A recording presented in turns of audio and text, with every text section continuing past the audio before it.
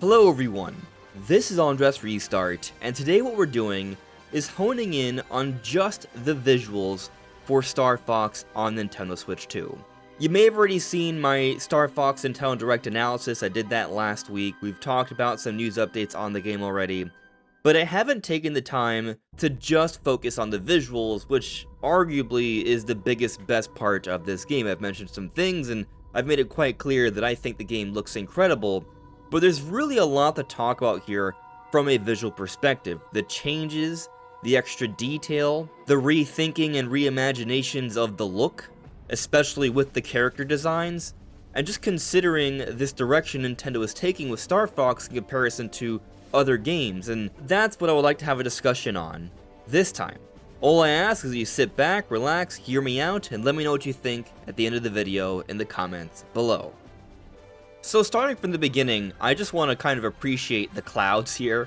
That's going to be this kind of discussion, me just sort of talking about random things, being extra detailed, and being very nitpicky as well. So don't take my nitpicks to mean that I think this game looks bad. Again, I think it looks great, but I'm just honing in on just a lot of little details that I've noticed that I thought were worth speaking on. Like, for example, like right here, we see this close-up shot of the Arwing. Very close-up. You're not going to see this during normal gameplay, but during this cutscene, you will when you're pausing the frame like I am now, which you can't do during normal gameplay. But if you do, assuming this is not updated by the time it's released, you're going to notice that here, this detail right here is kind of flat-looking. Clearly, this is a low-resolution texture on the Arwing, but excluding this one point here, everything else looks fantastic, and in motion, you're not going to even notice that kind of thing. But like the clouds, I look at the clouds and they just look so good. They're so realistic. I love the look. Like, it's interesting that we're seeing this cutscene here. It's a cutscene, right? But we're still going to see like those little inaccuracies, which leads me to believe this is all in engine. And you're going to have other cool details, like you see like burn marks here, which show that, you know, they're going through atmosphere, there's intense heat when they're boosting through and all that. There's cool little things that we see throughout. And I've already talked about what I think of the look of Fox and Cloud and Friends. Like, it's definitely a very, very different way of doing things compared to before. They're going for a realistic look, and I love it personally. I love the realistic look. I love how we can see the threading, the stitching on his jacket. I love that you can see the individual strands of hair. I like that you can see like all the fur curling into his ear. Like, there's a lot of realism being depicted here. Like, you look at Slippy and you can see a difference in skin texture. Like, he has like a bumpy look. You can see kind of like that bumpy look you would see on a frog, but also the way the light shines on his skin, you can almost tell that there's a bit of a moisture to it, an extra moisture to it, like you would see for a real frog. And now we look at like Falco here, and we can see his beak, and there's like a different coloration depending on what we're looking at with the beak. Now, this is me nitpicking here, but you can see there's like a hole, but the hole is clearly just the texture. Very little random nitpick, but I'm just pointing it out there. But something else that's cool, like as he moves, right, you can kind of see his feathers bounce, which I think is just kind of like a really cool little thing that they do there. Skipping ahead a bit, a common talking point has just been when we get these bits of dialogue for the different characters throughout the gameplay. And a lot of people are very happy that you now can see the actual cockpit, you can see what's going on. You can even sometimes see changes in the background, depending on where they're at, which is neat, but also you see kind of like a distorted feedback because of what they're going through. So like here, we see when Fox is underwater, he's alone in this level. So Falco will be talking to him from the Great Fox. As you see, his background is different. He's not in an Arwing flying around the sky or in the water. But coming back to the Arwings here, like, there's a lot of subtle things about the Arwings. There's so many subtle things. Like, for example, you can kind of see, like, this air distortion here. There's something coming from all the Arwings. It's like this little bit of a whiteness that's coming out. I think it's supposed to suggest that, yeah, an air distortion of some kind. Like, we go back to the transformations, which is also very elaborate animation. We talked about that in the initial analysis, but it's cool. It's so cool to see all the parts moving around like this intricately. And then there's that air distortion I was talking about. We also see the glow from the jets as well. Notice how it's not static, right? Like, as it's burning, you can see a flickering of the light. Like, there's a difference there, and that's really cool. Or as we see the adjustments with the Arwing, you can notice that, yeah, as it moves, like, the lighting, it responds dynamically there. And so it's nice to see that level of lighting, and whatever this air effect is, it's cool stuff that they're doing with this. I love seeing the streak of light here, and this is kind of an effect we see throughout. It's not just here from the burners or the exhausts, but as you see here, we're seeing kind of like the clouds part through, but I also think there's just a little bit of like that air puffing through the Arwing, which brings me back to this point where I was talking about, where we see that air as well, and then we're going to see them as they adjust, right? You see like this blast, this streak of light, there, you see the blast where you see the streak of light, and then he turns. There you go, and there it happens again. But also notice, like, there are these little particle effects that burst out each time they do this little boost to kind of change direction and get into motion here for battle. It's just nice little subtle details you see there. Like, as we're coming in from behind into normal gameplay, you can see the streak, you can see the particles flowing through. It's just super cool. Now, I will at a couple points reference a comparison from GameXplain, which will be linked in the description below. I think it's great to see the comparison of Star Fox 64 with this current version, because you can really see just how much has changed. Like, in the original, you can barely see what's ahead of you. You don't see this canyon immediately. The draw distance is vastly changed here. You can see so much more ahead of you now. So much more is being loaded in. It's a dramatic difference. But one of my nitpicks, again, I understand they are nitpicks, so don't take this to mean that I'm saying the game is trash or it doesn't look good. I think it looks fantastic. But I've noticed that with the canyons and the rocks here, some of it almost looks like very flat and cut out, almost like as if it was artificial, and that could be a design choice, which, you know, I'm not necessarily against, but I also don't get the sense I'm looking at the most high resolution of rock textures here, or moss or grass textures here. Like, they look pretty simple. While the Direct was at a 4K resolution, I don't get the sense we're looking at a 4K game here. We don't have a full-on verdict yet, but I saw in Digital Foundry's discussion about this game, they kind of got the sense the game was running at 1080p. Maybe there's some level of DLSS going on there, but from a resolution perspective and also a texture quality perspective, I do think there is definitely room for improvement here. We're still not seeing the best of what could be done on Switch 2. And so as we get closer, I think you can get a better understanding of what I'm getting at here. Like, even up close, like, it holds up. I'm not saying it's, like, terrible, but, you know, there's definitely something I noticed there that I think it could be better. Like, it's not like we're seeing a lot going on here. This isn't, like, the most demanding scene. This is a recreation of a Nintendo 64 game with a lot more detail, but still, a recreation of a Nintendo 64 level. That said, water effects are wonderful. I love seeing how when the Arwing's so close, you can see kind of like the water responding to it, which they also did in the original, by the way, but obviously it looks way better here. But even this, like, I love when we see enemies get taken down, like, there is that flash, right? You see that flash, that the lighting respond, and the craft also lights up with the explosion. So the level of lighting is just on a whole other level here. It's fantastic, and it looks beautiful. But now that we're up close to the rock formations, hopefully you can better see what I'm kind of getting at here with the simplicity of it. Like, you look here, right?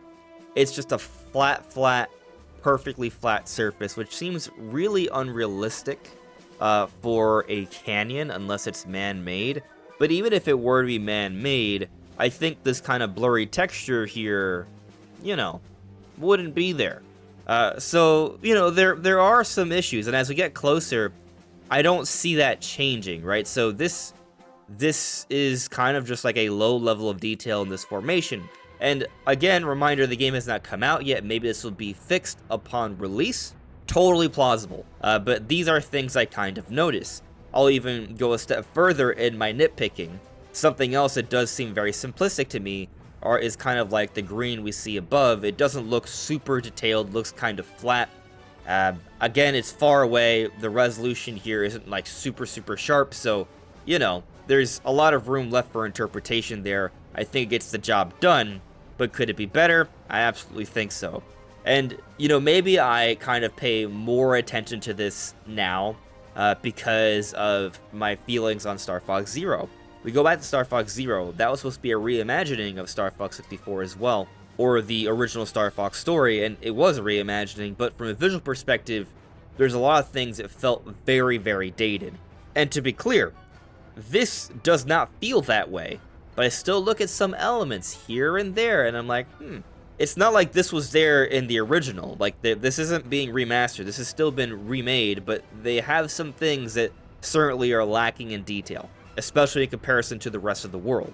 Like, something else I talked about in the analysis is how you can just clearly see the transparency and below the surface of the water all fully rendered, which is very cool. Nice detail there. Something we have not seen in prior entries, so there's a lot of cool stuff. And going back to the Drosses and stuff, you can see the city in the background as we're getting closer. You could see it well beforehand. Like, I still see it here.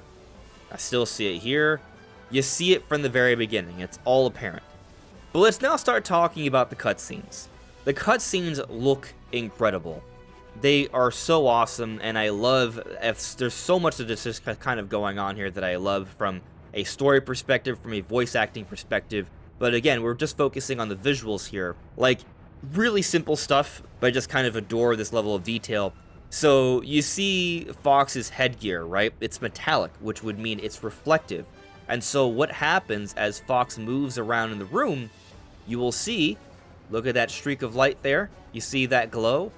It's just little things like that. Like, you can see the light bouncing off his face here, like the orange and yellowish light that we see to the side, you can see that there. You can see the reflection on his headgear, but also in the middle of the room, you're talking to General Pepper. There's a hologram, which is emanating a green bluish-like light, which we also see on Fox McCloud. We see it on Peppy. Or you see Rob here in the background. He's probably looking at a computer screen, probably very similar to what we see on these monitors here, and that color we see also hitting Rob in the background. So the level of lighting here is just superb, and I'm appreciating it.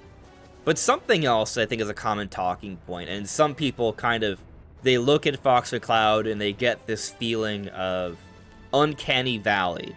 And that's because there's a realism, but also it's not quite real either. And it doesn't bother me in that way. In fact, the more and more I look at the characters, the more and more I like it.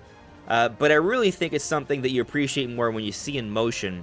And just kind of like, as you see here, like as Fox is talking to Pepper, there's all this expression. Like, you look at the eyebrows twitching. It's very cool just how much expression they're putting in. And it's not just this point either. Like, there's a lot more examples of the facial expressions. Like, just here, as you see, like, look at his eyelids go down, you see the ears move. Like, they really did put a lot of thought into the expressions here.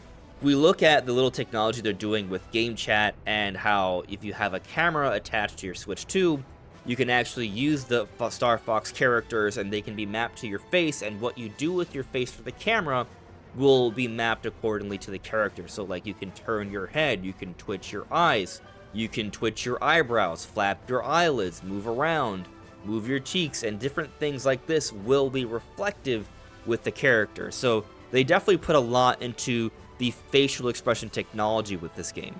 And I don't think it's just with Fox, by the way. Like, we look at Falco here. It's subtle, but you can see the eyebrow twitch, right? Like, remember, like, for this technology, it's not just for Fox, but for the other Star Fox characters here. So there's some very interesting things going on with this.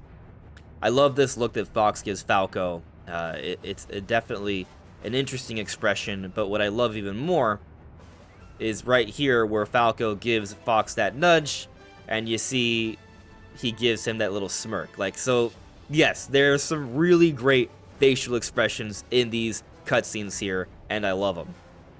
Also, we can get a nice up-close shot of Falco's headgear here, and you can just kind of see, like, the metallic surface. We can also see scuffing, right? So, like, they're showing that these guys have been around the block. They've been through their battles. There's been wear and tear. There's a gritty look.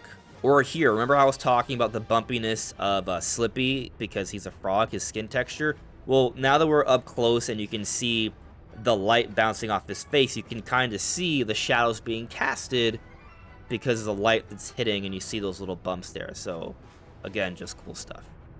Just giving another look at Slippy here, look at his excitement. You see that as he's moving around, the hat is just kind of like jumping, right? Like, so like that's just very cool stuff there. You can see more of the shine of his skin. You can see him smirking. But now look at Falco. There's gonna be a moment. See? Right there. Like, they're messing around with pieces here. Looks like they're playing chess, and Fox just beat Falco in this game or made a really good move. And you can see Falco's very calm, and his eyes widen, his eyebrow goes up, his hairs, right, or his feathers flick up as well. And so there's just so much detail that goes into these characters. I love looking at it and taking a closer deep dive into all of this. You can even see the subtle smirk on Fox's face here. Another neat little thing they do, and they do this with water as well, but there are times where they show like water or ice or snow kind of hitting the camera. So here in this scene from Ficina, you can see when the snowflakes kind of hit the screen, like right there, and then it melts a little bit, and then it turns to water actually. You see it's a drop. So that's really cool. They do stuff like this where you see, I think there was another one over here, and as we go forward, it melts and becomes water. So it's just incredible, like, the more and more we look, the more things we notice like this. Like, I knew there were particle effects, but I didn't know they would go to the level where you see the snowflakes, and then you see the snowflakes melt into water. Awesome stuff. Now, taking a moment to look at Solar here, I find this environment to be one of the most visually striking in the Direct for a variety of reasons. It's a high heat intensity environment. Like you'll see, like sometimes the heat's so intense that it's almost like white hot liquid, right? Like, and so we see a display of this intense heat. We can see that reflected on the Arwing, the lighting of it all, but also we see some pretty cool levels of detail and animation work with the fluids in this game, including all the lava here. You can see those ripples, and it looks awesome. And you can see off into the distance, like, I don't know if we would call those corona or just like waves of heat off into the distance. It looks amazing. But another environment that has really cool water effects is here, where we see these stormy, turbulent waters on Zone S.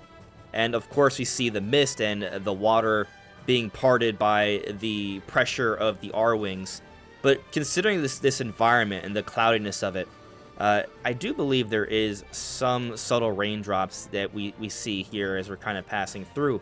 But just kind of taking into consider this environment, you can see like a mist in the air, a cloudiness in the air, something you would never have seen in the original. So there's just a lot more detail with the environment and the weather and the atmosphere. And I also think it's really interesting to consider a lot of the space scenes, because they've completely reworked the backgrounds entirely, right? Like, they look like different places in space for the most part. Well, of course, they look incredible. It's all beautiful, it's all visually striking. Here, you can actually tell that there was electrical circuitry within all these broken ships here, unlike the original. It's also neat to see that they've added, like, river systems to certain environments that were just kind of barren beforehand. Or going back to space here, we see this epic boss fight, and what's cool about it is that from certain angles, it's very dark, right? Because there's no light facing it, not too much at least. However, there is, like, a star off to the side and a star in the distance, and so when you see that, when you see the movement, you can kind of see that light flashing through. You see it hitting the Arwing in such a beautiful way. Whereas we see different angles here, like you can just see the light hitting this enemy in cool, beautiful ways. Or here, we can see that it ignites like a jet booster to have a more powerful strike, and you can see that blue light hitting the arm, the fist, and so that is beautiful to see. Now, I'm going to do a little bit more nitpicking here. I think overall this is fine, but I do gotta say, I noticed this. I do feel that the trees are very simple. There's many of them, which is worth noting. And the ground texture is kind of simple. It's not like so simple that it's a complete horror show. I am nitpicking here, but it's something I noticed. There's a simplicity there that I think could have perhaps been depicted better, but it's not. Like even here, like you can see a simplicity to the texture detail there. But on the flip side, I also love how you can go through this waterfall, you crash through, and you can see the splash, you can see the water hitting the camera. It looks really nice. And then we also see that there's a lot more of the environment that's rendered, of course, and you can see different buildings at different elevations of the mountainside, which is cool. Looking at this scene here, I can see how some people might be turned off because Fox isn't looking too happy here. He's very angry, so you can see him kind of showing his teeth. But I think that's kind of the point. He's not happy here. He's doing like a point. Like there's something to this scene. I think we need to kind of see it before we can fully judge it. But I don't think it looks bad. I just think it's depicting Fox in an angry way, which we don't really see too much of from Fox in prior games, but we do see now. Which really just brings me to the point of the realism, the more anatomically correct or closer to anatomically correct character depictions here. Like, yeah, Falco has bird legs, Peppy has bunny legs. Like, sure, maybe it's a little bit off-putting, but when you consider that they're going for more of a realism here, I understand why they went in this direction, and it doesn't bother me. I just think it's a different take, and honestly, it's the more and more I look at it, the more and more I think about it, the more and more it grows on me, and I think it's interesting. Taking a look at this Star Fox art here, we can see Fox and Cloud's boots. We can see that, yeah, he doesn't have the typical Star Fox boots. You can see that his legs are in the shape of fox legs, or you look at his hands and you can see that there are claws. He's being depicted as a fox, or more like a fox than usual. I'm not against this look. I like the look. It's just different in my opinion, but it does match more so the realistic look they're going for, which Nintendo hasn't really had the hardware where it's made sense over the last few decades. But those are my thoughts on the matter. What do you all think? Let me know in the comments below. This is AndresRestart. If you've gone this far and you find yourself enjoying my videos and you haven't subscribed already, I would very much appreciate your subscription, but I'll see you all really soon. Take care. Bye.